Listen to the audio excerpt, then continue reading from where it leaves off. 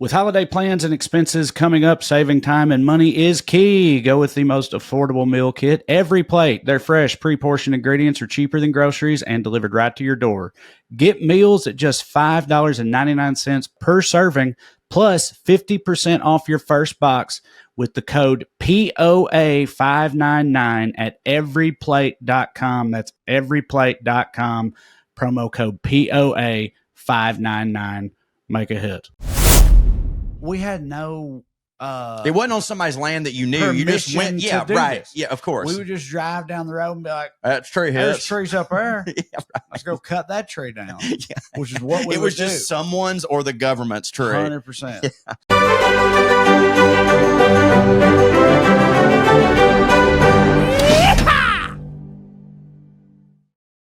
Hey, it's Trae here, y'all. That's Cho. We're about to go into a live episode. We did this episode live and in person. We did 2 of them in a row, actually, because we were just at Zany's in Nashville doing shows for the weekend, and that was all exciting. It's our little holiday get-together. It always hits for us every year. This particular first episode hit for me a little too hard. Just want y'all to know. I'm fucking hammered at the beginning of this episode, at least. We recorded it a week ago almost, and so we're still in the past to you, but I'm in the future from what you're about to hear, which is my present. Don't worry about all that. I just wanted to say, yeah, it's been a minute since I've done that. I know you keep telling me that. So he has to tell me that because I can't remember. I feel like it never hits to get too drunk on a podcast, and I've done it. I did it. You were just slurring, like everything else was fine. You were making sense. Just slurring the whole time. Just slurring like a son of a bitch. But then again, you stopped slurring because you got your hiccups gone. I got the hiccups, went and cured the hiccups, came back, and then apparently after that, I was mostly fine. So, I just wanted to put that out there. But also to say that the next 2 episodes, this one and next week, we are physically in the same room together as we recorded them, and we hope that hits for y'all. I'm certain that it will, as much as it hit for us. So enjoy these forthcoming 2 holiday episodes of Putting on Air, starting with this one on the subject of what else? Christmas. Jesus' birthday. Enjoy. Also another production note, because we were doing them live, we didn't do airmail. But I don't want to discourage people from sending in airmail, because when we come back from the holidays, we want to read them. That's puttingonairs@gmail.com. Send us all your airmail. We love getting it, and we hope that y'all have a wonderful, wonderful holiday season. And like Trey said, enjoy this episode on Christmas. Stay fancy. What's up, airheads? How you doing? Hello. It's time for a holiday edition of Putting on Air's your favorite, I assume, and I would hope, show about 2 hillbilly dipshits discussing fancy people stuff. If we're like third or forward, what'd I say? You got a bit of a buzz? Well, it's just I've never heard you slur the word hillbilly. You've normally got that one pretty locked and loaded. Yeah, we're recording this after we've just done actual live in-person stand-up comedy shows at Zany's in Nashville. Thank y'all for coming, by the way. That was a lot of fun. And we know we've been shoving it down your throats for the past couple months, airheads that don't live in Nashville. But for those of you that did, it was a blast. Wonderful. Thank the whole staff. Merry fucking Christmas. Yeah, so this might be a full-blown shit show. That's what it might be. If it's too much of a full-blown shit show, you'll never see it. You will never see it. Yeah. You'll never hear it at all. But we're hoping to do something usable and releasable, because we haven't when's the last time that we did an episode together of POA when we were here physically in the room together with me, you, and Tushar? Yeah, it's Zany's. Was that even last year? Or was it the year before? Might have been the year before. I don't know if we did this, but either way, we ain't been in person in a long time, and it's very nice. It's good to see you. Yes, but what that also means, your feet don't stink. They can be that. No, they don't. I mean it. They don't. Sorry. No, leave them there. I meant feet in your face. I meant leave them there. I was complimenting you that they don't stink. Put it back. I liked it. All right, They're huge. I'll bring my foot back up here. No, I meant it. But you always take everything I say as like the opposite of what I mean. That is a hell of a thing for you to say to me. I'm not saying no. Well, okay, you do the same thing as I do. Then that's all I'm saying. Right. Yes. So you shouldn't say it to me, because you be doing the same thing. I didn't say it to you. You said it to me. I know that, but you be saying it to me all the time is what I'm saying. So I'm throwing it back at you now as saying, like, when you say it to me, it don't hit because you do the same goddamn thing. Right. And when I'm saying for you to be the one that initiates the throwing it to me of this particular 2 things can be true is all I'm saying. Anyway, here we are in the comedy condo at Zany's in Nashville doing our yearly home for the holiday shows, me, Corey, and Drew during our well-read shows at Zany's Comedy Club, which hits for me very hard. And it's for you very hard, too. By the way, we should tell everybody, we would have normally just had Drew on an episode of POA, but he had to go to sleep because he's going to be at Bonnaroo Court tomorrow. So I won't give you any more context on that, except for that it is a thing that's real and is hilarious to say out loud. Yeah, I don't know how to provide any more context for that either. Drew is a seasoned and studied attorney who's passed the bar, who now does comedy, but tomorrow he's going to be in Bonnaroo Court. Yeah. Because a friend of his is being charged for with some Bonnaroo shit. With some Bonnaroo shit, yeah. Giving mushrooms to 7-year-olds. A dog. Yeah. Right. Yeah, I don't know. I don't know what Bonnaroo Court is exactly, but that's where he's going. But yeah, here we are, and it's Christmas is. Let me think. Christmas is next Wednesday. That's right. You guys are listening to this is coming up soon. So Merry Christmas and Happy Holidays. All everybody. that. I don't. I never understood the people getting pissed off about the Happy Holidays or Christmas. Christmas salutations, because there's like I don't think people really do. I think it's more yes, they do. You mean when you say Merry Christmas instead of Happy Holidays? I mean the opposite. Oh, when people say Happy Holidays and they get mad about it. Yeah, I don't get that either. It's like a normal thing. It's so normal, dude. Before they introduced all that shit, I saw Happy Holiday stuff all the time when I was a kid. Nobody gave a fuck. No, they were like, because you included New Year's. Here's the thing: I grew up as without the Lord present. Yeah, as a child can possibly grow up, I think. And I love Christmas. It's the best. I have my whole life because it's been a snapshot of what things could have been, I guess. But aren't.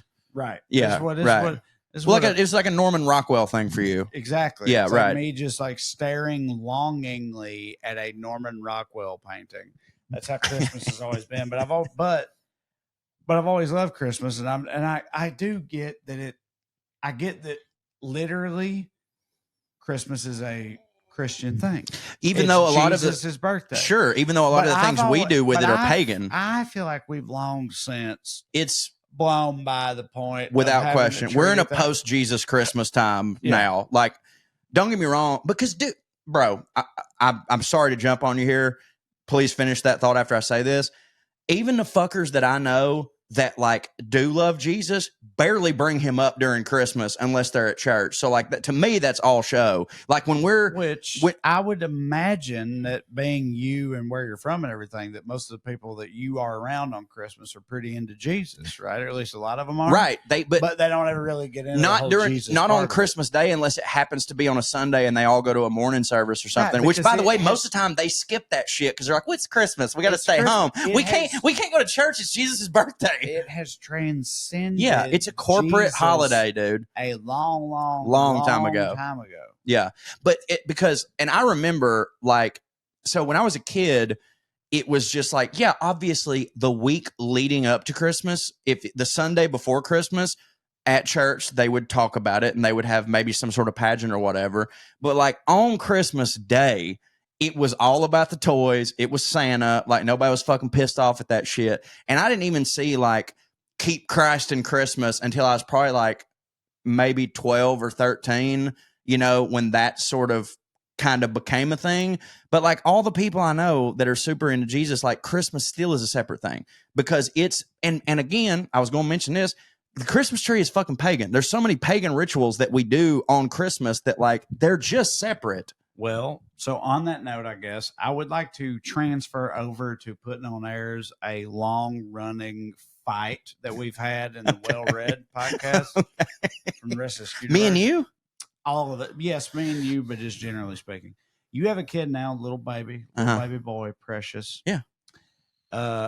Who I'm assuming Santa Claus hits very hard for. Well, right? He don't know. He's not it yet. Will. It certainly will. The things that Santa Claus leads to. Yeah. For him. Oh, of course, dude. And it hits for me too. So years ago on the Well-Read podcast, for people that are familiar with the extended version of the Skuniverse, you went into this whole thing, which I'm not even saying you're wrong about how long ago was this?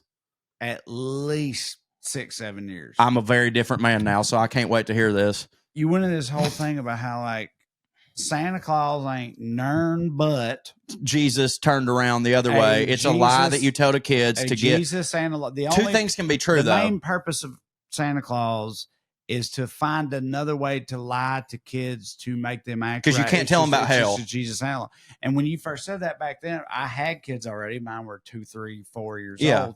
And I was like, I'm not saying that what you just said don't make sense about Santa Claus.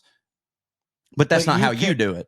Exactly. But that doesn't mean that that's not. There is a way to use the whole Santa Claus and Christmas thing that doesn't have to be an analog for Christianity. Of course. All I'm saying is like, and I don't even know, I'm, for the record, I don't know what I said 6 fucking years ago. I don't even necessarily mean that it had to be, we're basing this on Christians. It's just like, dude, Harry Potter is based on Jesus, and I don't know that they tried to do that. It's just the story of Jesus somehow you know why? Because it's an easy fucking story structure. Yeah. Right. And a hidden story. And a hidden story, right? So I'm not saying that whoever invented the version of Christmas that we know, which by the way was Charles Dickens, we can get into that.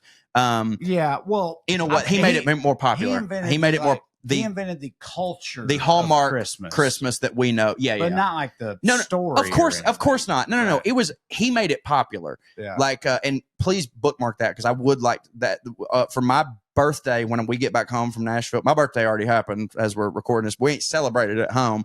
My tradition with my family now since 2016, I guess, is that we have my birthday dinner, but before that we have scones and we watch The Man Who Invented Christmas because I love that movie so much, and it's my birthday, so I can force everybody to watch it. You have a lot of traditions in your family, and it's we do. Sweet. Do you think that Jehovah's Witnesses are the least hidden versions of Christians? Yes, or Mormons, right? It's got, but they're kind of Mormons. They can like celebrate shit, right? But like Mormons can't celebrate nothing.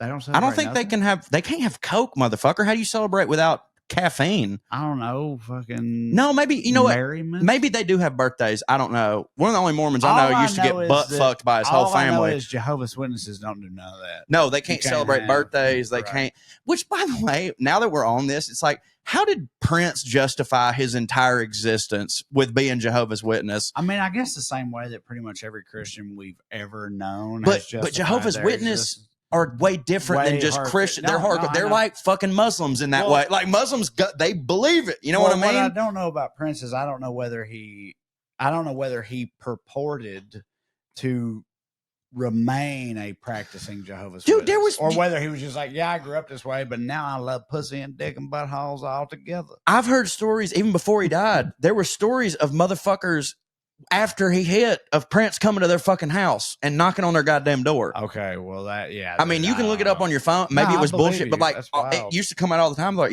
Prince he's about that life. You know what I mean? But that's my thing. He has to be the Wilt Chamberlain of converting people. If Prince shows up at my house, I'm doing that shit. The Wilt Chamberlain of converting people to Jehovah's Witnessism, but also just pussy, yeah, pussy and butt. Butts. Yes, right. Yeah. Do you know Prince? This works. Really, they should call it the Prince of that. This works for the show because Prince fancy, David Bowie super fancy, fucking Mick Jagger from over there, so he counts. Name another.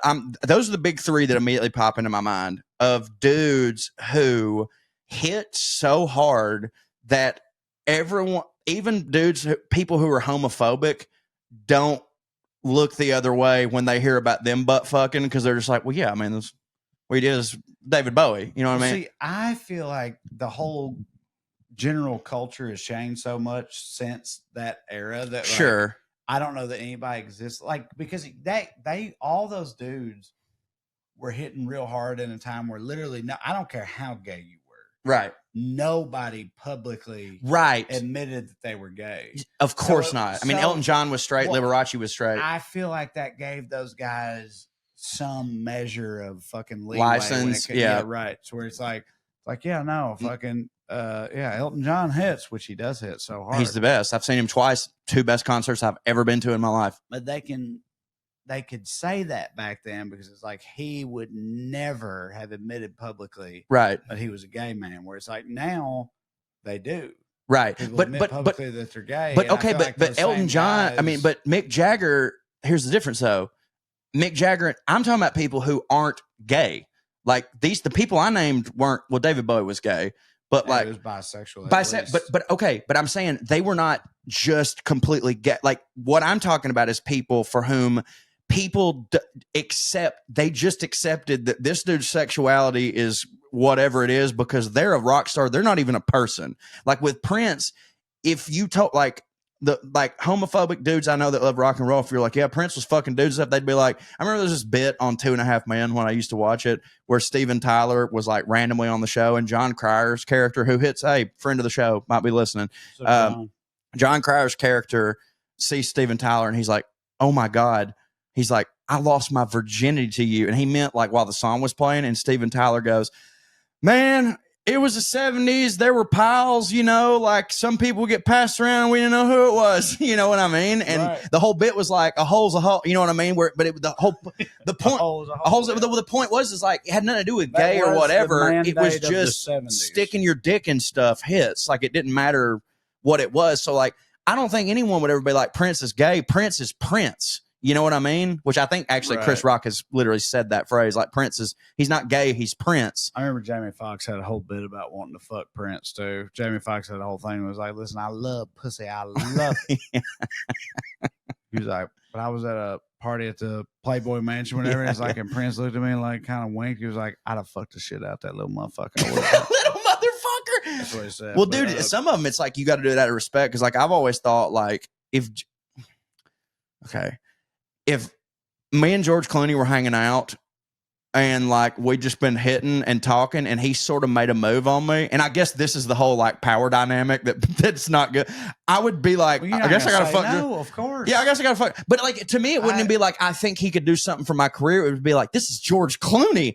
Who gets to say they fuck George Clooney? I remember one time I was riding back from shows in Chattanooga when I lived in Knoxville with our old buddy Rick. You know Rick. Oh, Rick, China Rick, who was he's not at all Chinese, but we call him China Rick. He was he had some like boomer mentalities about certain things. Yeah, a lot. And like, I don't remember how this got brought up. And he was firmly, 31 at this point? Don't even bring that up. I know, please. It's crazy, right? We're so much older than Rick was when he was the oldest person we've ever known. I'd really prefer you not even have done that. I know, but it don't hit, does it? Because yes, the story we're so much older than Rick ever was to us. The story I'm telling in my head right now, Rick, at the time this story happened, was almost certainly younger than I am in real life. Me too, probably. Yeah. Right. And I just turned 37. Fucks me up because he's China Rick. Right. Which means that, he was old and shit. Right. China means old for some reason in our. These people are old. Because they all have wispy mustaches and they're like, their culture's a million years old. Yeah. China. Turtles.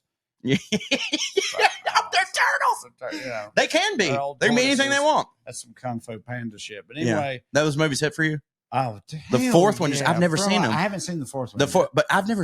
You've never seen any of them? No, well, dude, I didn't have kids when the first. I didn't have kids when the first one came out. Good.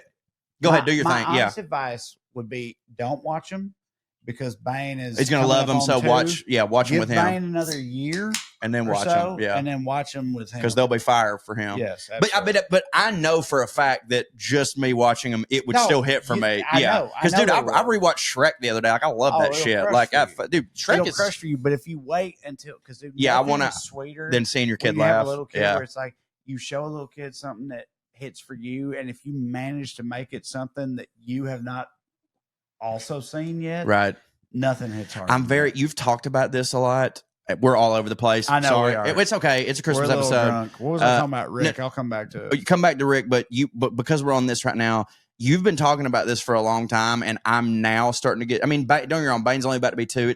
I still got a little time, but I'm so terrified of showing him stuff that hits for me and it don't hit for him. I have been because how much things hit for me when they hit for me. I've been talking about that shit for years. I know, and I'm terrified. Internally with us, yeah. And I've been wanting to try to make a bit out of that. You should. And like, I just can't figure out how to make it. Because in my head, I'm like, I'll help you workshop it when it happens to me. People don't care about this, but yes. I do so much because Amber makes fun of me for how much she's like, Corey. If I watch a movie with Corey, I have to watch it a certain way. And I'm like, yeah, put your fucking phone down is what I mean. Probably, maybe the maddest I've ever been at my sons and wife was when the Lord of the Rings didn't hit for them. Oh my God. So much Amber, she hates that movie. They made me turn it off. Like, no. Fuck. Well, you're no man. And it's like, and like, it was one of those things where it's like, Katie was you can't believe it. Katie was just like, Trae, they find it boring. They're not into it. And I was like, well, they're Wrong. Of course. I was like, they don't know shit. Their stuff don't hit for me, and I watch it all the time. Fuck them. Now, here's the thing. That was at least 3-4 Should we close that window? It's late and we're screaming. It is, but I mean, are you hot? Hot/cold? Nah, leave it open. Fuck it. We ain't going to jail. But anyway, yeah, no, I think about that shit all the time because whenever I'm the one that comes up with something to show them and it don't hit for them, it just wrecks my whole life. But what's funny about that is, and this is why I want to put this in the bit too, I see the other side of it because my dad, who owned a video store, would he showed me shit that I was not into, ready for. Whatever. But you sat on your ass and respected your dad. Yes, I did. But what I'm saying is when I just didn't really get Eraserhead. Yeah, right. Because I'm like, your dad was a huge Lynch guy, right? I'm 9. Yeah, right, dude. If a 9-year-old watches a Lynch movie, they're not going to get it. But my dad would be visibly annoyed. Oh, yeah. God damn. What don't you get about this, boy? Yeah, right. So it's like I get the other side of it, but I've like we all do. Like sometime I get older, I turn into my dad. So anyway, Lord of the Rings don't make sense to me. Does Katie like Game of Thrones? Yeah, I know. So does Amber. So does Amber, and she fucking hates Lord of the Rings. She hates it, and sometimes when I'm sick, I just want to trill it up. You know what I mean? Watch the trilogy, and she's like, "Get this." But she has a visceral reaction. She's like, "Get this fucking bullshit off." And I'm like, "You like this shit?" This is the premiere that the thing you like. This is the that of that. You know what I mean? Anyways, go on, Rick. Said all these things. Dumb fucking idiots. My son will like it. My son will like it. God damn it. I mean, mine will too soon.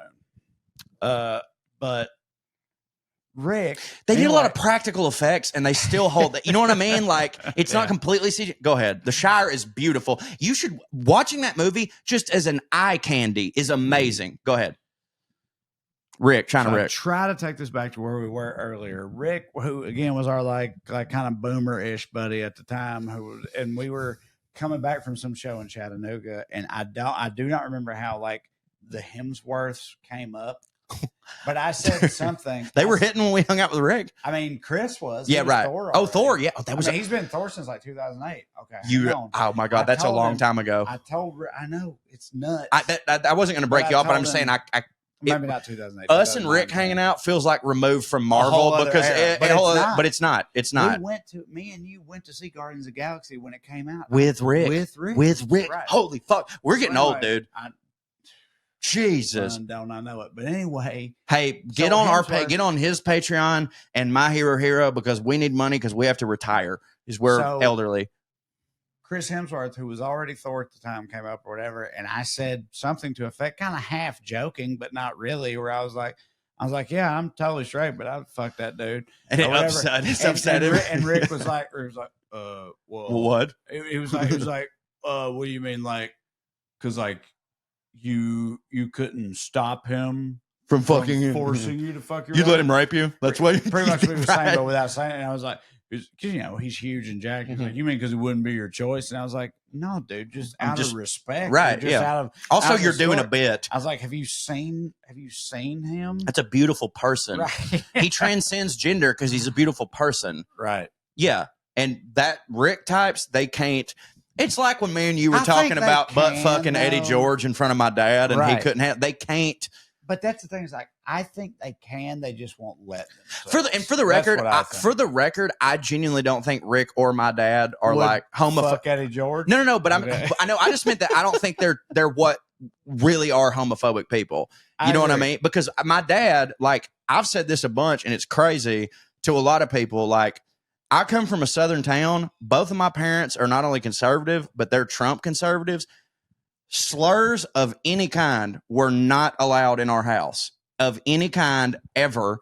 Where'd you pick them up? School. Hell yeah. I set him in my room all the time. Sure. Remember that fucking Theo Vaughn when he was hanging out with that black Drewski? And he was like, sometimes when I need to get it out, I just write them down. Yeah, I did that a lot. But yeah, well, of course we said, fucking, what are you talking about? 8th grade me? Of course. Okay, I'm not going to Paula Deen myself, but my point is even as conservative as all they are, they don't have those aspects about them. Dude, my mom's favorite. I'm not saying, see, she's not homophobic because Will and Grace was her favorite show, but it was. And at that time, no, but listen to me. she was a church going woman at this time. Yeah. That show was banned. You were not like that was, dude. The world because you went to a church that like tried to ban all Disney Simpsons, stuff, right? Disney shit during the it was, and my mom was like a pillar of the church. Like she ran the VBS. She not only was in the choir and helped lead practices, but she did solos almost every week because my mama can sing, boy, can sing. I want to come back to that in a minute, but go okay. ahead. But anyways, my mom was very involved in the church, but like she unabashedly was like, I'll fuck that. Will and Grace is my favorite show. And she's also like, and I don't agree with that part of what everybody's saying. She's like, I don't think they're bad people. I don't think that there's anything wrong. You know, like, and I think I think she maybe, my mom's a very loving person. I think that she's always thought that, but I genuinely, you know, we've always talked like about our comedy. People are like, you're changing lives. And we're like, no, the fuck we're not. We can't do that. I genuinely think Will and Grace for a lot of women in my mom's friend group changed how they felt about gay people. I'm serious. I think I totally it really did because it humanized them at a moment where it's like, oh, this isn't just a side character. This is the show. You know what I mean? Representation matters, baby. My point is, but my mom feels that way. My dad has always been a big supporter of gay marriage. However, Dad gets real uncomfortable if I start talking about fucking black dudes in front of him. You know what I mean? Like he's all weirded out by it. And I'm like, where was this guy? To be entirely fair to him, there's a little bit of a gulf between I know, being but that's accepting of the gay lifestyle. Yeah. And me and you getting in his face, being like, imagine Eddie George fucking the Rock right now in the butt. Imagine it, Dale. Imagine their fucking rippling pectoral muscles down that Adonis. God, he looks like the David, but chocolate. No, what we have done. I know, but the only reason I even brought it up because I feel like without that context, it seems like I just called my dad and Rick out for being homophobic when I don't mean that. You know what I mean? There's a huge difference between being homophobic and not wanting me and you to talk about braiding Eddie George's butt hairs with our tongue. You know what I'm saying? Which I would out of respect. Dude, best ever do it for the Titans. Now, Derrick Henry, excuse me, but like. You got to go ahead. So what I wanted to ask you about your mom, you've got kids now and you're still in the same town you grew up in. Mm-hmm.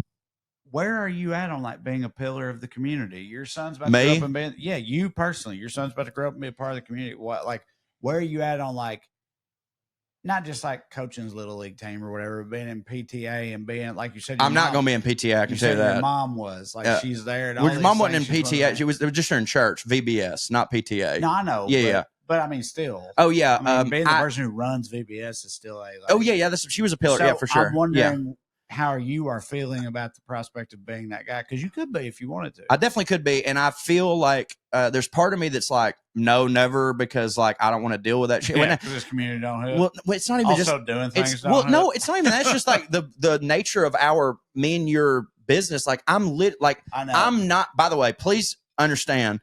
I'm not sitting here saying like we're the most busy motherfuckers on earth, but I keep odd hours. I literally work 7 days a week. And by the way, it's fun. I love this job, but I work 7 days a week, 10, 12, 16 hours a day. That really is what actually happened to me. Yeah. These dads at the school my sons go to started a like volunteer dads program where dads show up and help things with the school and help set stuff. And you started doing comedy. It was I signed up for it, and there was a guy running the thing or whatever, and they would text everybody and be like, hey, can you be here this day to do this? And the first 3-4 times it happened, I was like, I'm in Cincinnati, right? I'm in Seattle, right? I'm in fucking Boston. I can't be that committed. And I would say to them, I'd be like, listen, I want to help. Yes, I want to. I really can't do it that day because I'll be in Boston because that's my job. And after like 3 or 4 of those, they just stopped texting. Of course, and they just stopped. Because they were like, this guy ain't going to show up, and it's like that. That don't hit for me. No, I agree, and it's a thing It's a thing I think about a lot. Now, obviously, me and you've had this conversation. Like, I've been largely off the road for 2 years. The only reason that was made possible is because of our book, Round Here and Over Yonder. Go pick it up wherever you get your books. We had a book deal around the same time me and Amber were getting Bane done or whatever, and in that moment, I realized. You have a once in a lifetime opportunity, because if this book deal hadn't happened when it did, you would be on, like, Bane would be born and you'd go back on the road because you had to. That's your fucking job. But because we got a decent chunk of money for the book deal and Chickamauga is not a fucking expensive place to live in, I pitched it to I was like, I really got a lot of advice from people, specifically comedians. Like you were telling me, it's like, that's what you feel, you need to do. Like, but I was there for my kids because I didn't hit then, whatever. And I talked to a ton of comedians who were like, buddy, I would have killed to have that opportunity. Like, and I didn't. And it doesn't make them a bad dad. It's like they had to go fucking do their job.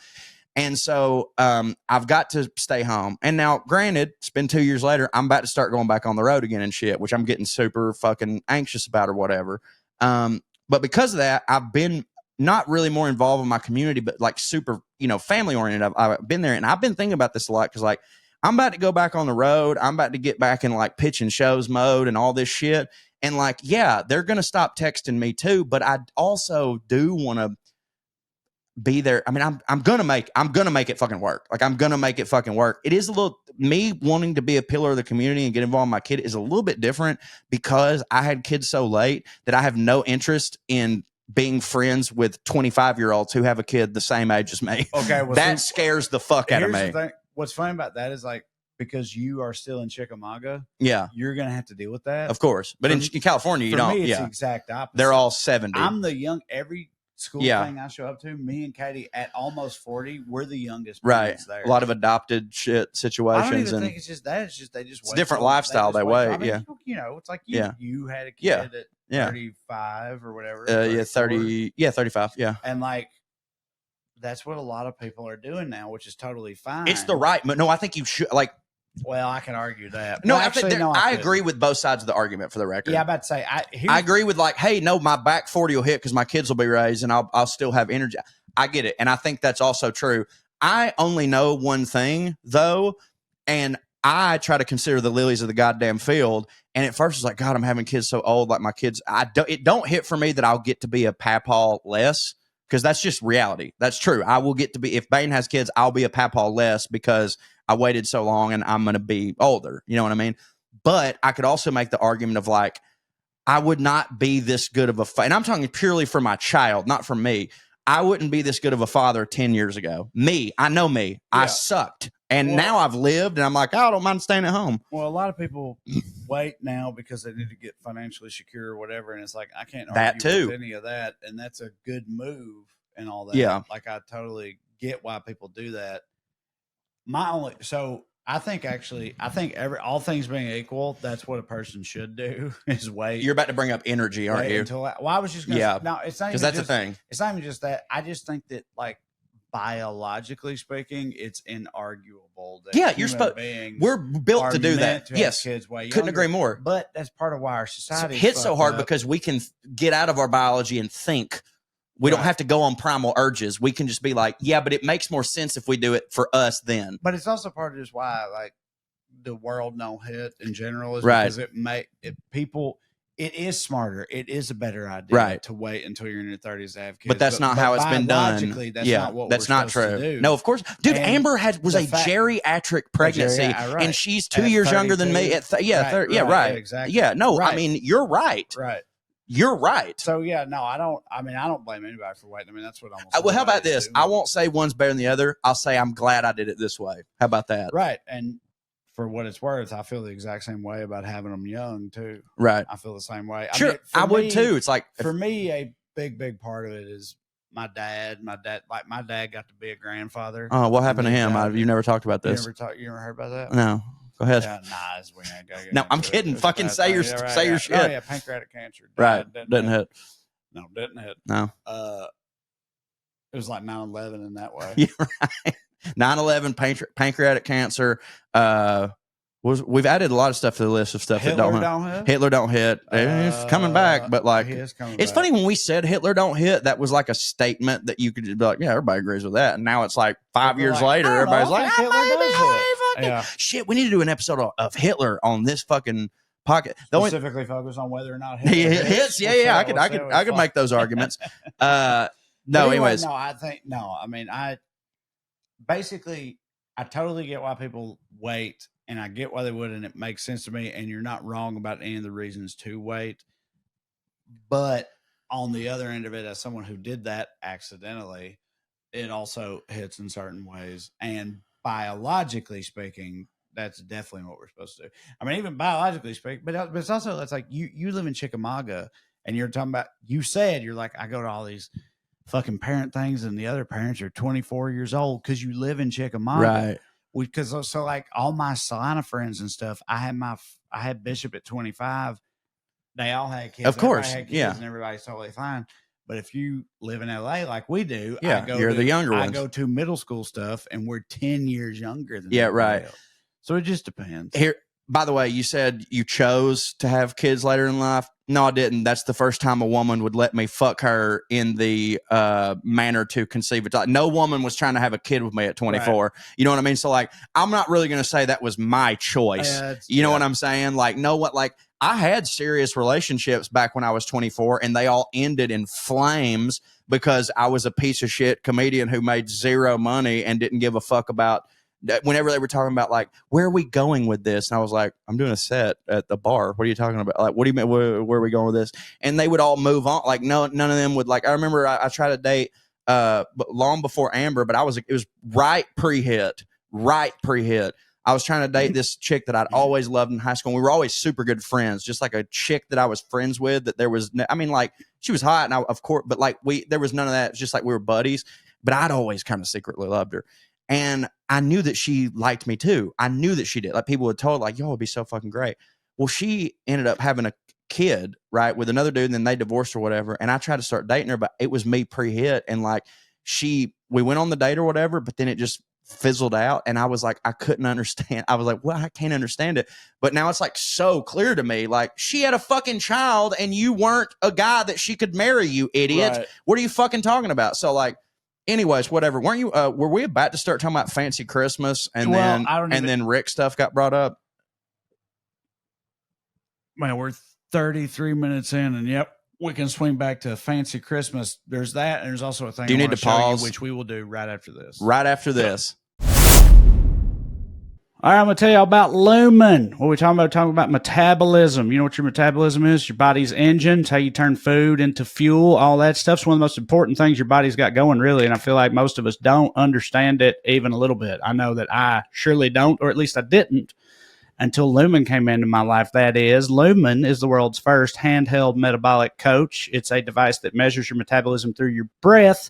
And on the app, it lets you know if you're burning fat or carbs, and it gives you tailored guidance to improve your nutrition, workouts, sleep, and even your stress management. All you got to do is breathe into your Lumen first thing in the morning, and you'll know what's going on with your metabolism, whether you're burning mostly fat or mostly carbs. And then Lumen can give you a personalized nutrition plan for that day based on what your measurements were. If you'd like, you also can breathe into it before or after workouts and meals, so you know exactly what's going on in your body in real time as you go throughout the day. Lumen will help give you tips to keep you on top of your health game. Cho, tell them more about it.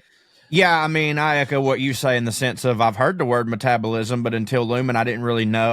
I thought, well, you just have a certain metabolism and somebody else have another certain metabolism. But like the thing is that your metabolism can change based on the day or based on like what you did that day. And I'll be honest with you, because of that, I use my Lumen in sort of a kind of fat way because I care about my health, but I also still want to have a cheeseburger. And the great thing is, with Lumen, you can tell when you're burning the most carbs or whatever. And it's like, hey, if you're going to have a cheeseburger, this right now would be the best time for you to have that cheeseburger. Because as Trae said, you don't just have to breathe into it in the morning. Like, you can do it pre and post workout. You can sort of like just chart your body throughout the day. And because they give you these like plans to go on, you can like, take out some of the thinking. Like, this is what I need in order to make my body run the way that my body should. And, we should all be worried about that because the metabolism, as Trae said, is the center of everything in your body. It is just your motor, baby. And their recommendations are designed to improve your pre and post workout fueling and recovery, which is a big one, especially as, well, me and Trae talk about it all the time. The march of time that we're on. We're getting older, so we have to care about those things. And if you want to stay on track with your health this holiday season, go to lumen.me/POA to get 15% off your Lumen. That's LUMEN.me/POA for 15% off your purchase. Lumen makes a great gift too. And also, thank you, Lumen, for sponsoring this holiday episode. Skew. Does Blue Chew work? Well, if you're sitting there asking that question, you ain't been listening to us or our dick talk recently. We want you to know that Blue Chew is ready and raring to put their money where your dick is. They'll happily do it. They'll give you a month free. You can prove it to yourself. What more you need to hear? If you don't know what I'm talking about somehow, Blue Chew is an online service that delivers the same active ingredients as Viagra, Cialis, and Levitra, but at a fraction of the cost and in a chewable form. The process is very simple. You sign up at BlueChew.com, consult with one of their licensed medical providers, and once you're approved, you'll receive your prescription within days.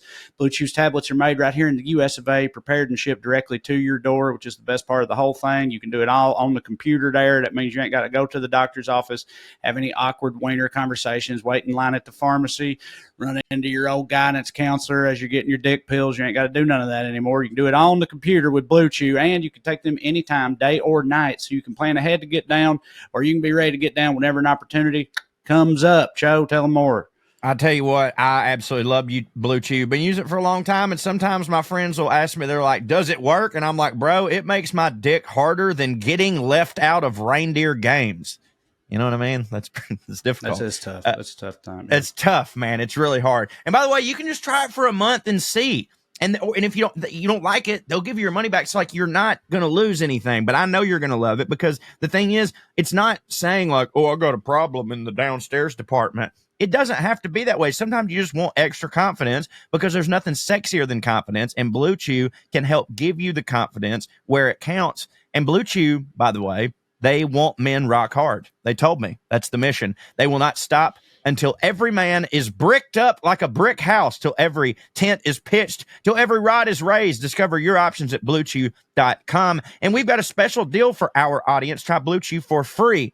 Just pay $5 shipping at checkout when you visit BlueChew.com. That's BlueChew.com to receive your first month free. Visit BlueChew.com for more details and important safety information. And we thank Blue Chew for sponsoring Puttin on Airs and giving you a dick harder than it is to fit your fat ass down a chimney. You know what I mean? So thank you, Blue Chew, for sponsoring the podcast. And also, Trae, get you a new dick. Get you a new dick. Why wouldn't you? All right, and we're back. So, I meant to bring this up 30 plus minutes ago, Sure. and then we just started hitting. We get together, and it's the holidays, and we start jawing off. This is a Christmas episode, and this is Putting on Air. So I was thinking about fancy Christmas, and I feel like you would know better than me, but you would know much less than so many people. Sure. What does a fancy Christmas look like? Because, like, just an example, I didn't realize until, I'm 38. I feel like I was at least 30, 31 before I found out that, like, colored Christmas lights We're tacky. Yeah. I had no idea. You're supposed to use white Christmas lights, right? Like I didn't. The bane of me and my dad's existence is that my mom refused to use colored Christmas lights because she was like, "That's just so tacky and passe." You know, like we don't. I think it hits so much harder. It's the best. Right. It's colorful. It's Christmas. God damn it! It's supposed to be. And it's better, but you're not supposed to do that. And Amber is like in charge of. And we have a tree that we've just had forever. It's one of those like prefab, like you just take it out of a box and it goes up, and it's like snowed out and decorated, and like the lights on it are already white. I have convinced her, like, we need to put some fucking dumbass ornaments and shit on it, like help me. But like to me, it's like supposed to be festive. White ain't festive. You know what I mean? Like green, fucking red, blue, all that shit that hits for me. And it fucking, my dad was always, 1 year my mom let this man have colored Christmas lights. He was the happiest I've ever seen him in his life. And he's not been happy since. Like it was because like his mom was trash, you know, and it was colored Christmas lights. And by the way, my mom's mom was so trash that she didn't even raise her, right? And my mom's grandmother who adopted her was poor as fuck. She didn't even have a Christmas tree because she couldn't afford it. My mom has feigned this existence of like that's part of why she's so hardcore about it is like I'm good. Yes, she has a chip on her. Yeah. What people are supposed to be. People are supposed to be like, and I'm not that type of person, but I can be that type of person. Exactly. So and by the way, like my mom is a very like she's well dressed, she's well put together, she's a Southern lady. You know what I mean? Which, yeah, you know, money obviously has a factor to it, but I know plenty that have less than her that are still like ambitiously that way because like the thing is like white Christmas lights don't cost more than colored Christmas lights. You know what I mean? Like, it's not like that's a rich, like, you don't have to be rich to do that. It's just an idea of like that fancy, you know, we talked about with Derek, Guy, whereas like a lot of times simplicity is elegant, you know what I mean? And loud is considered gaudy and stuff like that. And when it comes to Christmas, I'm like, give me gaudy. Like, give me that. I want, and by the way, and you know this, I don't know how y'all do it at y'all's house. Me and Amber have a deal. Like, I would leave the Christmas tree up all year round because it makes me happy. Like, I love it.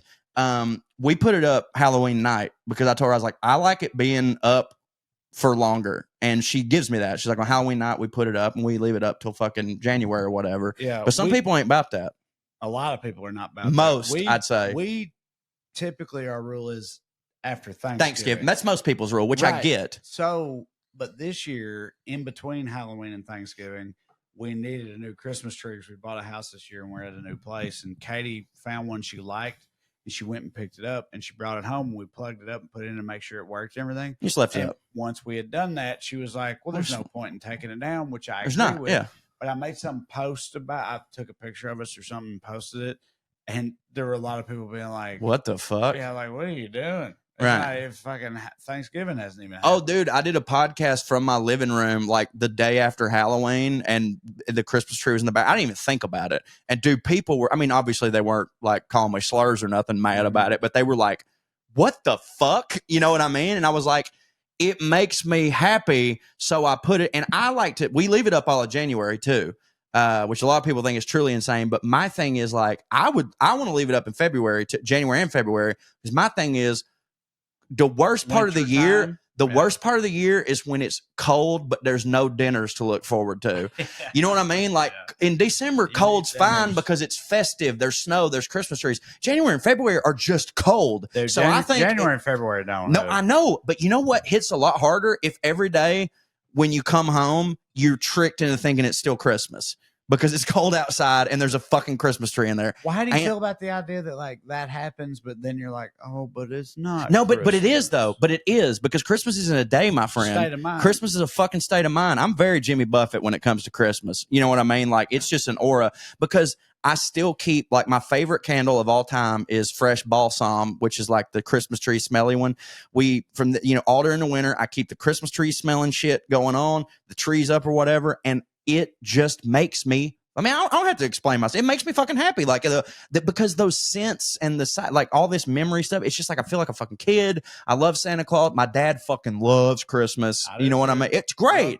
And I want Bane to love it. And I want it to just be there a little bit longer. Like, dude, obviously, I'm not going to literally have the Christmas tree up all year long. But like, when it's cold, I just prefer it to be there. Cold means Christmas. God damn it. Yeah, I think for a lot of people in the South, cold does mean Christmas. Yeah. I want to know what you think about this and give me your honest response.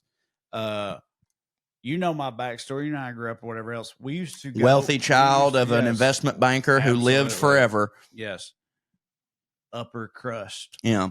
But now we went to penis crust. Every year we would go cut down our own Christmas tree. Yeah. Here's the thing.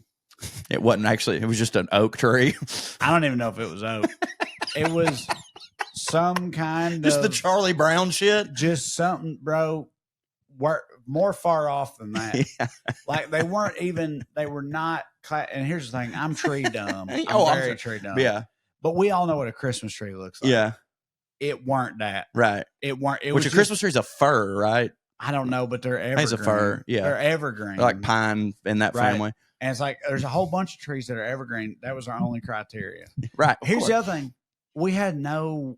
it wasn't on somebody's land that you knew. You just went, yeah, right. This. Yeah, of course. We would just drive down the road and be like, that's tree hits. There's trees up there. Yeah, right. Let's go cut that tree down. Yeah. Which is what we It was just someone's or the government's tree. 100%. Yeah. Which y'all took so much from the government anyways. You may as well take their trees. Every one I ever had, dude.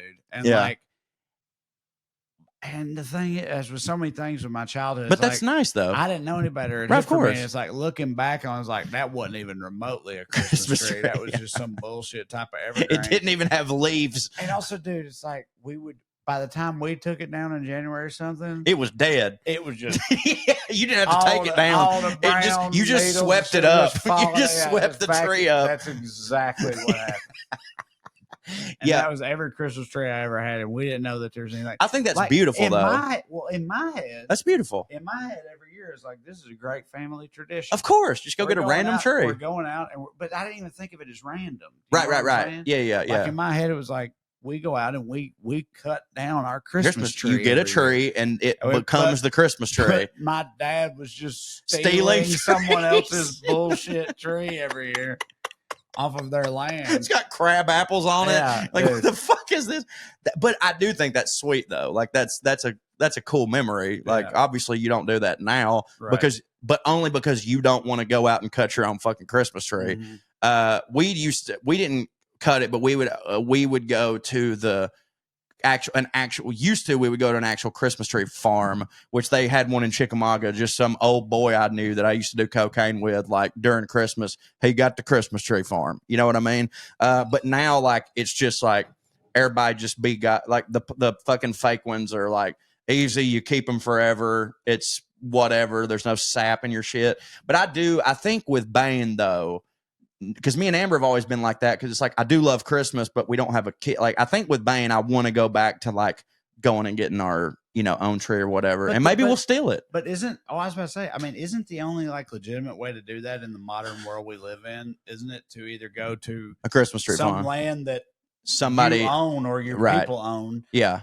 and if you ain't got that, you have to go. You have to go to a Christmas tree farm, otherwise it's stealing. You have Yeah. no other choice. Yeah, right. Of That's course. all you Yeah, can which do, don't yeah. hit. But back in the fucking day, it was just like We literally trees were we would just drive down a road and be like, "Look up there," that tree. and just park and go cut a tree Yeah, down. yeah, That's yeah. what we used to do. Yeah. But it's like, no, you can't do that now because like every piece of land is owned by somebody. But like Exactly. back in the goddamn, early fucking 1860s or whatever, like there would just be a tree unaccounted for. Yeah. That's just a tree, whatever. Fucking no one gave a shit. Well, I don't know that anybody ever even noticed the missing trees that we stole. Of You know course, what dude, I mean? nobody I gave never- a shit. I never Yeah. saw them in the fucking newspaper or nothing. Yeah. Who took this tree? Yeah, right.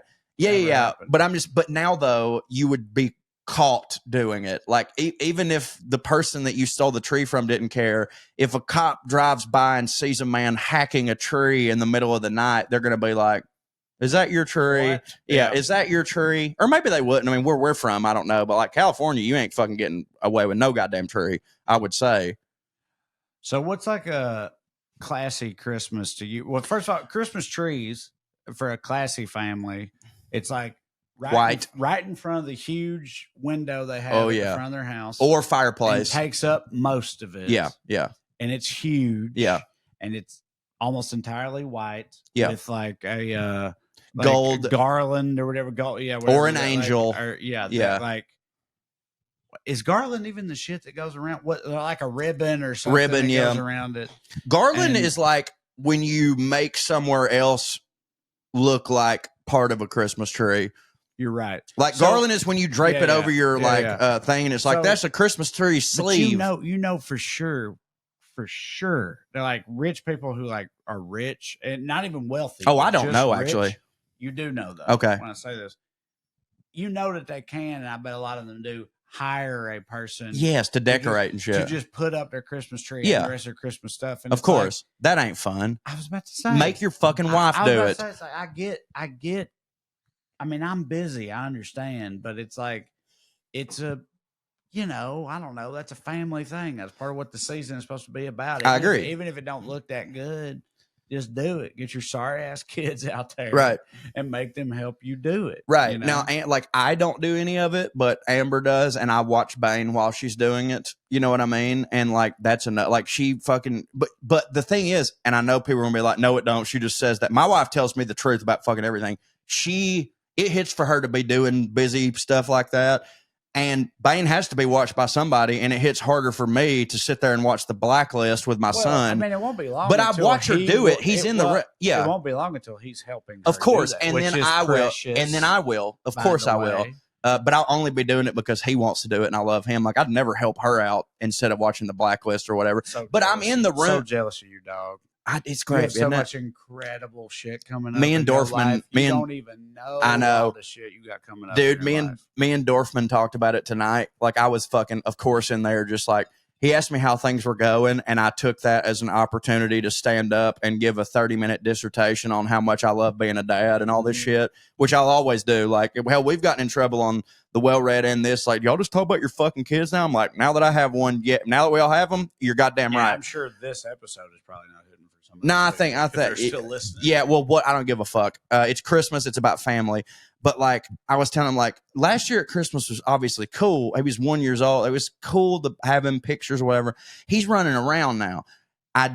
He won't know what a gift is and all that shit, but he's going to be playing with wrapping paper. He's going to be running around with his cousins. Like, I'm so fucking pumped. And I was telling Dorfman, and he was like, you got no idea for like the next chapter or whatever. Right. And I was like, I remember when we first had Bane and he was a baby and he would sleep on my chest. And I was like, there's no era of him that will hit this hard for me. And you were always like, oh yeah, trust me, blah, blah, blah. One. I know. And I was like, I just don't believe. And every day he changes, he does something different. And I'm like, every day has been my favorite version of that fucking child. And so, I'm about to fucking cry. I'm about to fucking just weep. But anyway, that's my job. Mm-hmm. Anyways.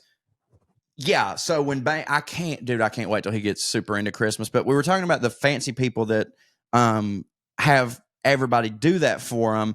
And I'm like, I guess if I was super busy and literally couldn't do it, I'd rather have it up. So I'd prefer to pay someone to do it if the other option was me not doing it and there being no Christmas stuff up. But like they ain't even there ever. They just do it for fucking show so they can take a goddamn Instagram picture or be on the cover of Vanity Fair or something like that. But like, I don't know, man, like Christmas time, you know, we've been very fortunate to like, we don't really ever work New Year's that much because we've chosen not to. Like most comics have to work New Year's. Like we don't, we're fortunate. And I really do just take this month to be like family. And I was doing that before Bane. So now with him, it's like fucking bro, you know what I'm saying? Like, no, I'm fucking stoked, dude. And but do you know or think do actual rich people I'm talking about love their kids? No, for sure they don't. But actual rich people, because I've told this part of the story many times. But the first Christmas I ever spent away from my family was with my college girlfriend and her dad. Bag of shit, Amber? No, after her. The one, and I had a bag of shit, Deborah. I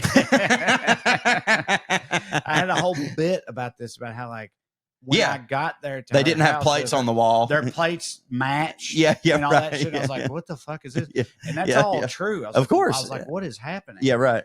And like the Christmas that they had was insane to me because she had younger. It was like a theatrical performance. She had younger. It was. She had younger siblings that were. Her dad had remarried or whatever. And so these younger siblings of hers are 10 or 11 years younger. So me and her are like 19 or 20, but these kids are like 6 or 7. Oh, that don't hit. When you're all the shit, just the presents they get, just what the orchestrated. Whole thing was. Fucking now we're doing this and now we're going to step in here and also just the things that they got. Like, dude, he got me like a hit and putter. Yeah. And a video camera. Yeah, I'm right. So old. This is pretty yeah. Smartphone shit. It's like, dude, a video camera and a putter. Them two back then. And I'm the piece of shit boyfriend that did not hit for him. Right. Well, dude, you know, kids like got all this crazy shit, and it's like, I'm just wondering if you think that like legit fancy people like they don't even Christmas shop like that for them, or is it one of those things where it's like, you know, sometimes like we were talking about with Derek a couple weeks ago or whenever it was. Sometimes the richest dude in here looks the sloppiest. Right. Like legit wealthy people, like old money wealthy people. Are they lavishing their kids with gifts like that at Christmas, or is that like? I think they set up a trust for them. You know what I mean? Right. But I'm sure they have that's like a new rich thing. The thing about the thing I think about of like super rich people, which like often, and by the way, I'm not super rich, but for a long time, I've been a guy that makes a very comfortable living, and I didn't have kids, so like all our money was just like I can do whatever I want with it because I didn't have a kid. I didn't even know I was going to have a kid, so it was just like I can go broke 1,000 times. I'm fine. So my point is like I was comfortable enough to not really check my bank account too much, and like if I want something, I'm going to get that thing. Yeah. There was no, because when I was a kid and stuff like that, it was like you wait till we'll see what Santa we'll see what Santa brings or whatever. Well, now like that's what my family like we draw names and shit now because our family is expanded. It's like we don't want to have to worry about getting something for 10 motherfuckers, you know. So my family, and they go, well, we're going to draw names, but there's a website where you can go on there and you can put the things that you want on there to help the person that's your Secret Santa. And I don't do it. I don't put shit on there because I'm like, I don't want in to. A Secret Santa situation, I feel like you shouldn't do that. But you know what that's I mean? they go, It's well, like it just part makes of it what easier. Secret We Santa's can just get you a thing off this and it's easier. And I'm like, hold on, guys, what do you mean? Because this is me again. I know everybody's not like this, but I'm like, I make a decent amount of money. We're all fine, right? I'm not going to tell you to just go buy me something I want because if I want it, I will have bought it for myself. I want you to think about it and get me something you think will hit for me because that's what Christmas is about. You know what I mean? Like that to me, it has nothing. Like I'm serious. Someone could get me something for $5 that would move me probably more than something that costs $500. Like it doesn't matter. Like all that shit. It's like it should be personal. Now with the rich people, I don't know that they ever have time to fucking think about that shit. But so I bet you hiring people to do that. Too? Maybe. But remember in Scrooge, with Bill Murray, it's like they had a whole team. Where he goes to the guy's like towel. Right. Or whatever. Like he just. But the reason now that I remember, the reason I even started that whole thing was like because I have like we've hit and I've been single and didn't have to worry about all that shit because I've always just gotten what I wanted. I was like money, like I don't want you to get me something expensive for Christmas because I can get that for myself. I have money, like I'm fine. So maybe perhaps rich people are like, what the fuck is getting a gift at Christmas? Because like if they want a Bentley, they just go get it. You know what I mean? So maybe they do the opposite where they're like, they just get more sentimental things, or maybe they do more gag things or whatever. Because like, again, a Saudi oil prince's kid getting a fucking Bugatti on Christmas versus what? Getting it in March. You know what I mean? Who gives a fuck? But like, right. Maybe. And again, those people, like we were talking with Derek about rich people and how they dress and stuff and how like they inherit things. So perhaps no one's buying anything. They're giving them heirlooms that they already possess. Do you know what I'm saying? Like that chest that I was standing beside when Churchill told us about what we were about to do to the Japanese. That's yours, boy. You know what I mean? So I don't know, man. But you mentioned earlier, do you want to stay on this? Yeah, sure. Go ahead. Okay. Well, I was going to go off for a second. No. Yeah, go ahead. You'd mentioned earlier about like, I clearly can't even conceive what like a truly fancy Christmas is because you asked like what was your opinion of a fancy Christmas when you were a kid, right? Because we had very trashy Christmases because we'd go to my newly in our life grandma who was drug addicted and alcoholic who left my mom on my grandmother's doorstep. And we're all trying to fucking like rekindle shit. I personally feel like a complete bag of shit. Papa or Mama is a fun addition to a family. I don't mean in real life. I mean to hear other people talk. Of course. About it. I agree. Agree. You don't want to live through it. You want to hear about it. Almost everybody, when they talk about their Papa or Mama, they might be like, I mean, yeah, he was racist, but right. But it's like, well, he was sweet and he was great. So like people, because like the Papa was such a bag of shit. He wasn't even there. So you know what I mean? Katie has a mama in her family that they all call evil granny. That's all they. Yeah. This is her for us. Is evil granny. We did and cunt. All they do is talk about how much of a bitch she is. Right. And it's like it's hilarious because it's like because again, I'm a fucking orphan. My family was all fucked up and shit. But my grandparents, though, were pretty standard. Again, it was whiskey bowl Papa. It was truck driving, whore banging Papa. It was all that. But they were like good grandparents, all four of them. Yeah, no, mine was not. She was horrible. So when somebody has a Papa or Mama that they're just like, fuck that bitch, dude. Whatever. It's great. It's always funny. Here's how I know. By the way, it's funny to everybody, and here's how I know. Your clip, my most popular clip you've ever had, right? Technically, if you go by views, my most popular stand-up bit ever is about the two type of mammals and how there's an angel and there's the one that. It's great. She makes chicken casseroles for people's funerals that she don't even know the motherfucker who died. She invented banana pudding. She's all this stuff. And then so of course God took her. And then there's the bitch that he can't seem to kill no matter how hard he fucking tries. And I start talking about how my grandmother's a bitch. And dude, obviously I miss that.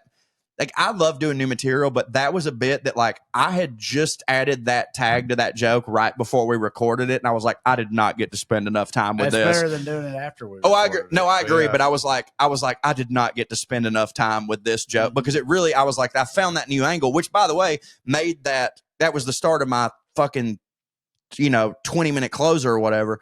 But yeah, that fucking 60-second clip or whatever got like 9 million views just on Instagram and like 10 on Facebook and all that. And like people were like, I fucking know this shit.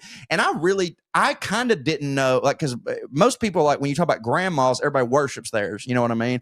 And the reason I thought that bit was so funny and like edgy is because no one ever talks about their grandma being a cunt. Right. And but apparently a lot of people got cunty grandma. When I said that, it opened up my DMs to everybody. They're like, oh my God. And I was like, holy shit, I am seen right now. You know what I mean? But my point is, so our Christmas was insanely trashy. I mean, dude, my uncle would get straight up arrested at our Christmas.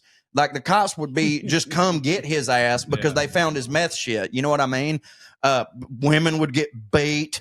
There were fucking pool games where people were down there like losing some, I mean, not a lot of money actually, but a lot of money to them. Therefore, there would be a fight about it. Like $20 was a shit ton to get snaked over. You know what I mean? People who I didn't find out until years later, they weren't my relatives. And also they were pedophiles. And that's, you know what I mean? Shit like that. So to me at that time, like when I was a kid, the first time I heard about that people made their own cranberry sauce, I was like, what the fuck? Me too, buddy. But then, and I always thought that, I was like, if you make your own cranberry sauce, that's some fancy fucking shit. Yep. And by the way, still to this day, I'll go ahead and say it, fight me, I prefer the Ocean Spray can. Katie's the same way. It's the best. Me being a a kitchen queer. Yeah. I do like homemade. I've dabbled. Do you put celery in yours? In like cranberry sauce. Yeah. Like making my own or whatever. And Katie has always been like, give me that dog food can. Yeah. Now, by the way, I'll take both. Cranberry loaf. Yeah. Here's the thing. If we don't get an option and there's only one, cranberry loaf. I do like, but my point is the time that I found out that was not exclusively a fancy thing is that when first time I went to Christmas in Iowa with Amber, and like that's a Midwest thing. They make their own cranberry sauce, and like they ain't fucking fancy. Like they fucking Iowa trash and shit like that. What do you think a fancy Christmas spread is? I don't know. Manhattan and like oysters, Upper East Side, or like oysters, Rockefeller for the green, because December's a good time for oysters. By the way, like that's a great season for oysters. Yes, maybe that's some of the appetizers. I'm sure they're not cooking. Wellington. Yeah, like a beef Wellington. Yeah, like a big ass beef or individual Wellingtons for people. Yeah, it's probably something. And like also, that's when they don't cook. That's when they break out the fucking like Screaming Eagle $5 million bottle of wine. That they break out one of those and they have that. And I would say like huge cakes, probably. You know what I mean? Or I don't know, cake. Do rich people eat cake? They tell us to. They definitely eat cake. Yeah, for sure. But I mean, yeah, trifles. I don't know either. Like if you went to like a billionaire's family Christmas, what is the spread? I don't know because like I don't either. To me, it's like, and I think about it with Thanksgiving too. But I'm like, to me, the thing that hits about Christmas and Thanksgiving food is that it is trash. Do you know what I mean? Like, if I wanted fancy food, I'll go to a fucking restaurant. Like for them, it's probably like it is beef. Patés. It is Wellington. Yeah, but the meat is from the last white rhino or something. Yeah. You think like pate and stuff like that? They have like foie gras and all sorts of like expensive dip. Probably caviar. I mean, I don't know, but yes, I would say there's like a caviar station. They probably have pate and that type of shit, which has always been funny to me because we got like potted meat or whatever, which is trailer pate. Pate's cat food. By the way, I love it. I love pate. Pate's great, but it's not a meat spread. I can't. But finding out that was what that was, I was like, what? Like, and again, hit first. Matter of fact, the first time I ever had pate was at goddamn Bo's in Portland, and that's when I found out what it was. Like, I'd always heard about pate, but when he brought it out, I was like, this is Fiskars, or Friskies cat food. You know what I mean? That's what it looks like. Again, then I tasted it and I was like, no, this is my shit. But like, if he had not said this is pate and I had that food, at my uncle's house. It'd just been sitting there. I would have assumed that was a trash thing that I was eating. Right. And I guess my point is like, I love dude. Me and I've eaten at several Michelin star restaurants. I know you have too. I'm about that life. I'm a foodie. I love it. But to me, it's like it's the dressing, it's the cranberry sauce, it's the mac and cheese, it's the potatoes. It's fucking slopping it up. You know what I mean? Crescent rolls that came straight out the can, grandma's goddamn biscuits, fucking green bean casserole that is just doused in fucking condensed soup and all that shit. Like that's what I want. You know what I mean? Like I mean, don't get me wrong, there's never going to be a time where a beef Wellington would not hit for me. It's just that like at Christmas, I can't even fathom how theirs could hit harder than mine. Do you know what I mean? I agree completely. And also for like my like the family I spend every holiday with, my wife's family, like I know, cause I've done much, much, much lower level versions of this. But if I put hours, days into making a beef Wellington, meaning like days making a full blown, because you got to prep the dough first. Pastry, yeah, puff pastry, like not a rough puff, a puff pastry. Yeah, right. That I do for not real. A rough puff. Explain to me the difference between a rough puff and a rough puff. So like a puff pastry is like you got the dough and then there's a sheet of butter on top of it and you fold it over and you make a whole bunch of folds. How many more folds do you get to phyllo? A rough puff, you can just the butter can be in the dough. Okay, like right on. It's like you make a fucking pie crust or something. Right. Phyllo. You got to put the butter in the individual layers. That is more that like every individual layer of a phyllo pastry needs to be thin enough. Yeah. Fire, by the way. Right here and see me. See you right. Through it. By the way, did the Greeks come up with that? Yeah. Because boy, they was spitting on that motherfucker. Yeah. They was spitting. Which go ahead, puff, anyway, puff, rough I'm just puff. saying, like, I could spend the time making a legit beef Wellington and like it wouldn't not hit for my in-laws. Right. But it would be the same. But they would be like, we could have just had cornbread dressing and fucking of course ham we bought down the street, right. And it wouldn't bother them or affect them at all. Now, for the record, I feel the same way. It's just that I would understand how hard the beef Wellington hit where they wouldn't. Right. You know what I mean? Like, dude, beef Wellington rules. But at Christmas, to me, I would still prefer to have the slop. Mm-hmm. I'll eat a beef Wellington next week. You know what I mean? We'll have that on fucking New Year's or whatever. But like, yeah, they just don't get how hard that hits. I feel bad for the poor, buddy. My in-laws love them. They're great people. But like on the holiday, trash dumbasses. It's become a thing. It's become a thing. I'm sure Katie. I'm sure my lovely wife is listening to this and agreeing. She knows that like so much of the spread every year now, like I make, like of course, to a point where like I make it, you know. Because they know I like to cook, and what else is I'm going to do? Yeah, fix something. Right. Yeah, talk to the men in the living room. So I'm in the kitchen with the women doing my thing. Yeah. But I'm saying, like with them, dude, I can, like I said, you know what I mean when I say cornbread dressing with turkey and dressing. You know what that dressing is. Of course, it's. I know you do. Yeah. So I can, and I know because I've done it before. Instead, I try to make a dressing or stuffing or whatever with some kind of like fancy bread, brioche, something or whatever. Brioche with like, which does hit with fresh herbs, thyme, and rosemary and all that shit. All that, yeah. Like I've taken the time to do that before, and it's like, that just don't. They'd rather have cornbread dressing. Have the cornbread. And by the way, again, I would rather have both because I feel that way about Mexican food. Trash Mexican. I'd rather have trash Southern Mexican food with runny white than like the most authentic shit you can get. Me too, easily. So I do understand. Yeah. Well, it's what it's your grandmother's. But me being up my own ass. Yeah, you're like you should still. This should hit for you. On doing that, I'm like, you all should be kissing my ring. I know, now. dude. And they're like, this ain't it. Do the same thing, and it's like, I mean, that's fair. It's fair, but like I know, like me and you, we share it back and forth all the time. That chef monkey gift. Yeah. Now Amber's a lot better now of like appreciating my hits because I've been shoving them down her throat, both literally. with food, movies, and all this stuff for 8 goddamn fucking almost 10 years we've been together or whatever the fuck.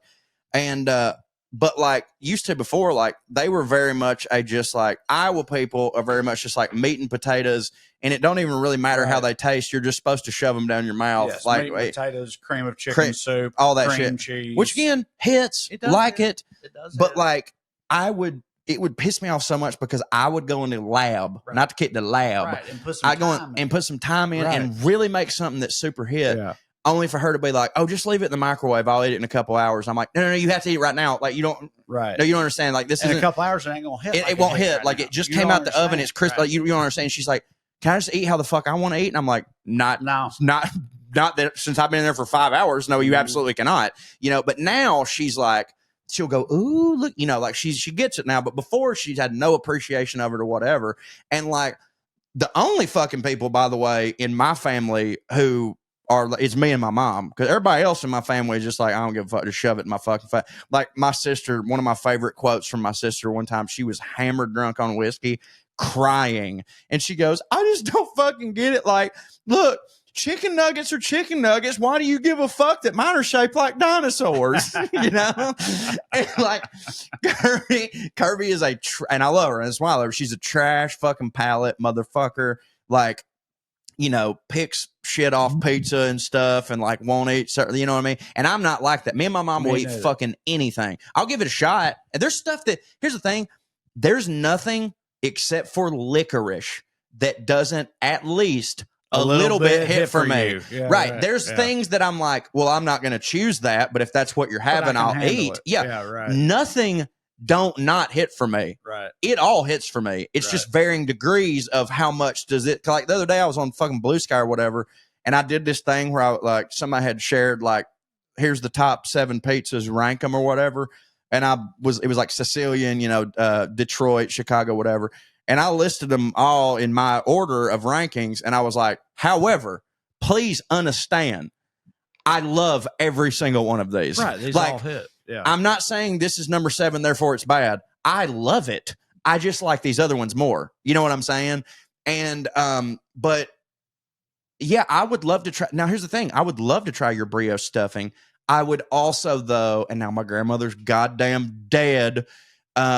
I would kill to have her cornbread stuffing one more time. Right. And if I could replicate that every year, I would shove your brioche stuffing in your fucking face. But it's only because it was hers. She's not here anymore, so I know that would hit harder. Right. No, it wouldn't. But I'm not. I didn't grow up with these people. I can't replicate the grandma stuffing or whatever. You know what I mean? Right. But also the other side of that, though, like you said, the monkey gift. For y'all that don't know what we're talking about, there's a pretty popular GIF on the internet where it's a monkey with a chef's hat on. Burns, pull up the monkey GIF. And chef's hat monkey GIF. And he makes this face where he's like, okay. He's looking around like, don't hear for you. All right. I put all this work into this and then don't hear for you. That's fine. That's exactly the face this monkey makes. I know I know we're anthropomorphizing it, but that's exactly the face that he makes. Don't hear for you. And it's like, but the other side of that though is when you take something to a potluck or whatever, and there's no feeling better. Bro, it's like when a bit works. It is. It's exactly like when a bit works. Care about cooking and shit. It's exactly like that. I go to this. We go to there's this family, this group of like improv actors and stuff who all have kids around the same age as ours that we go to like potlucks at least 2, maybe 3 times a year. Normally Thanksgiving, we're out there, 4th of July, Super Bowl. And it's like, and a lot of these people are people that have been in Hollywood for a long time. Right. You know what I mean? And like, I'll bring one thing, but I also bring a dessert every year. Right. And so like the last time we went, I brought macarons, right? Which I made. Yeah. Which you went through a whole process trying to figure out those motherfuckers. A huge process. And you were mad. And you were the sad monkey gift to yourself. Yes, but they were a massive hit, right? And they all got ate up, and everybody was fawning over how great they were. And it's like when that happens, it's unreal. Like you said, it's like hitting on stage as a comedian or something. Yeah, no, it really is like that. No, it really is. Like people that don't fuck with cooking and stuff don't understand. No, they don't get it. That's why I get and respect so much people that devote their lives to cooking in some capacity. It's an art, bro. Like I get it, dude. I do too. Because when you do that and it hits for people, because it's like, and I mean, actually, comedy is kind of similar because it's like making someone laugh. You're creating a thing for them. beautiful It foundational is a human thing that I made this person happy. Because laughing is every human being on earth loves to laugh and eat. right? And Eat. Yeah. So if the you two things we all love to do. food, if you make a human being be like, God damn, that's it's great. good. It's because you know they've done it every day. It's a similar type of feeling, right? You know they've done it every fucking day of their life. Therefore, this stands out. And it's been 8 years ago, right? Since me and my mom ran the little bakery or whatever / restaurant that I cooked all the quiche and the soup in. Yeah, I remember. Yeah, and I don't get me wrong, I obviously would rather be doing stand-up than running a restaurant.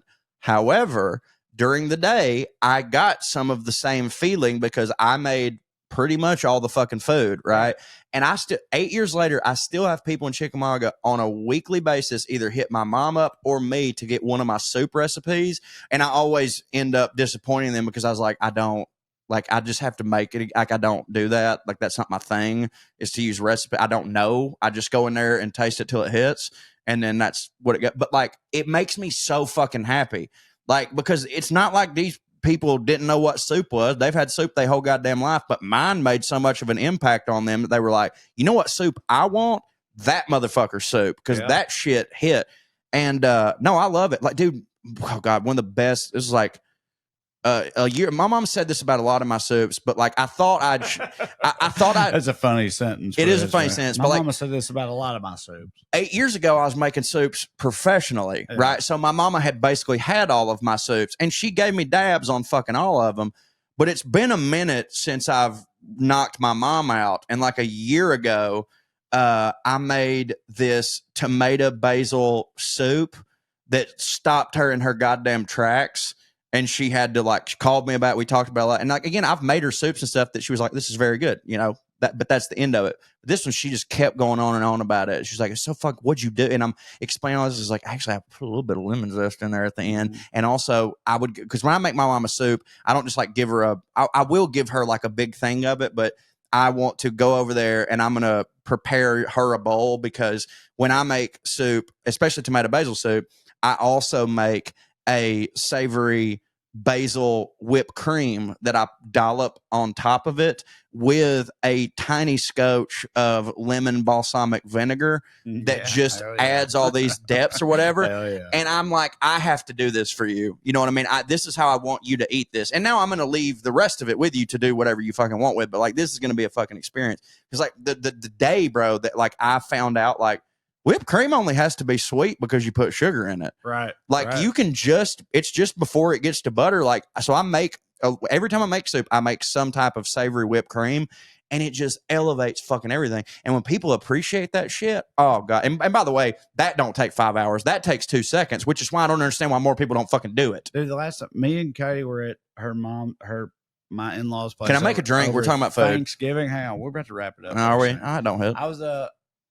Me and Katie were at her mom's place over Thanksgiving, and they had a rotisserie chicken they needed to do something with. Did they just got from Costco or something? I made chicken noodle soup using the meat from or whatever. And MSG I out the butt. Boiled the carcass and all that. You know what I'm saying? Yeah. Made the broth. Yeah. And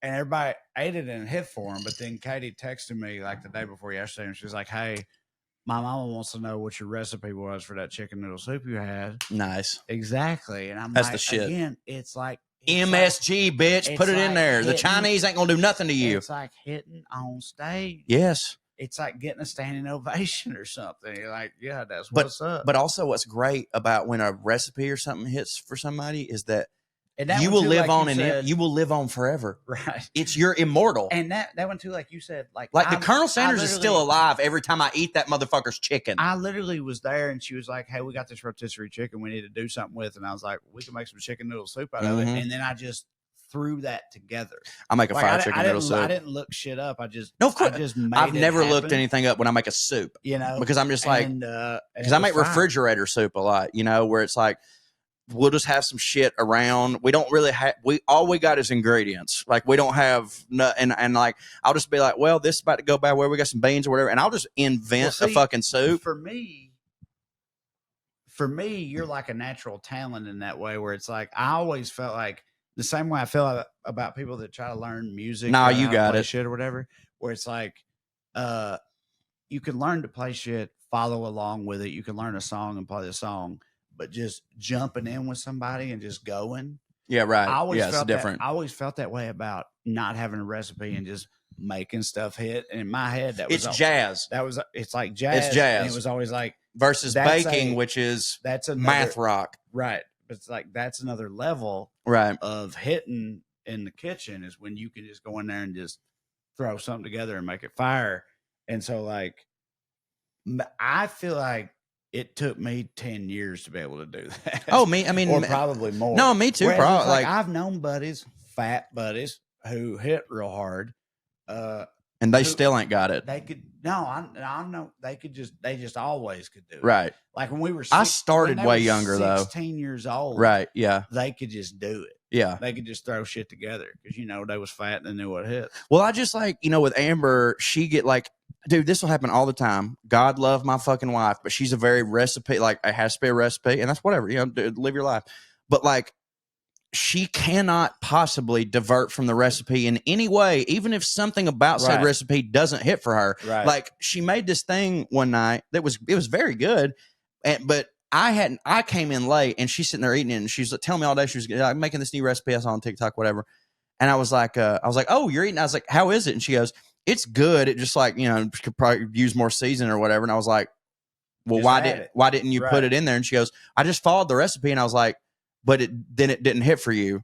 So do something different. She goes, but what would I add? And I'm like, I've always known the answer to that. Right. Always. So I feel like people that don't cook a lot or whatever don't realize that, like, I feel like there's levels of it. And if you're at a place where it's Amber, it's like, first of all, almost anybody can follow her. Just do what the recipe says. That's how she found out she could actually cook. She's like, holy fuck, I can do this. And I'm like, yes. Every person on earth is the same way. Like, follow the recipe to the letter and it will hit just fine. Of course. But it's like the level up from that is you follow a recipe and you're like, what would bump this up? Of course. What would make this hit harder? Yeah. And it's often MSG. And then past that, you get to a place where you don't need the recipe. And you can just make it hit. No, usually, I don't know if they're sponsoring this episode this week, but HelloFresh, we get them from time to time. When I cook a HelloFresh, I usually don't look at the recipe. Like I just see a box of ingredients and I go, let me just do what I think you would do with these things. I do that too. Yeah. Well, of course, it's fun. It's great. And also, I don't want to be looking back at whatever. I'm like, I know. I'm like, chicken, fucking potato. Well, I know what, it's because like sometimes when they call for like make these crispy, I'm like, nah, I want mashed potatoes. Fuck that. Amber would lose her mind. She's like, it said crispy potatoes. I was like, you could just mash them though. Yeah. Like nobody gonna call the goddamn cops. You know what I mean? But like she just can't. And she's starting to get it a little bit more because I've been like, you're thinking of baking, right? Whereas if which in you can't deviate. You can't you do have that. To do exactly. And I told her, and I've told her, I said they are different, and I get why there's some people that confuse the two. It's like if you don't know the recipe, it won't turn out right. I'm like, in cooking, completely different, and that's why I've always said like it's jazz, and that's why I've always said that soup is the closest to God you'll ever get when you're fucking when you're making. Oh goddamn, he's always said it. But I've always told people that unless you burn it or dump the entire thing of salt in there, but even if you do that, you can always save a soup. Yeah, you can always add more. And if something's too salty, add more cream and it will dilute it or whatever. And if it's too fucking whatever, add more of the opposite of that, base acid. You know what I mean? All that shit. Go contrary to that. Oh my God, there's too many herbs. It's too herb. Add some more broth and it will dilute all that shit out. And now you have more soup, motherfucker. You know what I mean? But like, it's never ruined unless you burn the chicken and it's all tough or whatever the fuck. But like, it's never really done. Like it's kind of like soup is like art. Art is never finished. It's just abandoned. You know what I mean? The painting's not done. I just stopped painting it. 100%. That's all soup. Right. So I think we can wrap it up now, Cho, if you want to. Okay. I forgot what I was going to say, so I'll tell. Oh, I'm assuming we can't do airmail. No, I got it. We're not. Yeah. As you guys can perhaps see, it'll be plugged in here when we have to read the ads later, but I doubt it. Yeah, no, it won't. It won't be. Y'all already know it won't. So yeah, you can see us sitting here together physically in person, which means we're not prepared to do airmail or anything. We decided to do this episode like 15 minutes ago. 7 minutes before right. we started doing it. But thank you guys for watching. We appreciate it. Go to TraeCrowder.com and check out my upcoming tour dates. If you were I think by the time this comes out, Chicago will have happened. If you were in Chicago, I appreciate it.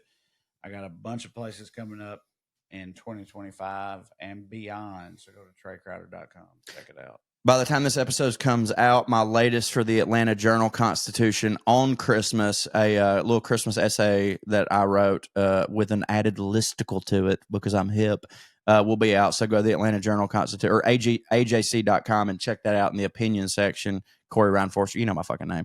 And I'll also go to WeLoveCorey.com. That's where I do all my bonus stuff. I really appreciate it. I want to send my son to college, and I don't want to go on the road that much. So the more money I make there, the easier that part of my life is. And you get cool things. It's great. I post like 4 or 5 fucking times a week, bonus podcasts, all this shit. Listen to our other sister podcasts, Well Read, Gravy Baby, and Weekly Skews. And aside from that, Merry Christmas, Happy New Year, motherfuckers, and stay fancy. Skew. Skew-wee. Skew. Here's Lydia Lovelace. 1, 2, 3, 4, 1, 2, 3, 4. Royalty and rednecks are alike. They both like cutting and picking fights. Biscuits and baked beans where they don't belong. Sit on down with Corey and Trae and learn some fancy shit today. We'll laugh a little even when they're wrong. They'll take you to a magical place where if you call someone a cunt, nobody cares. They keep it debonair at putting on airs, putting on airs, putting on airs.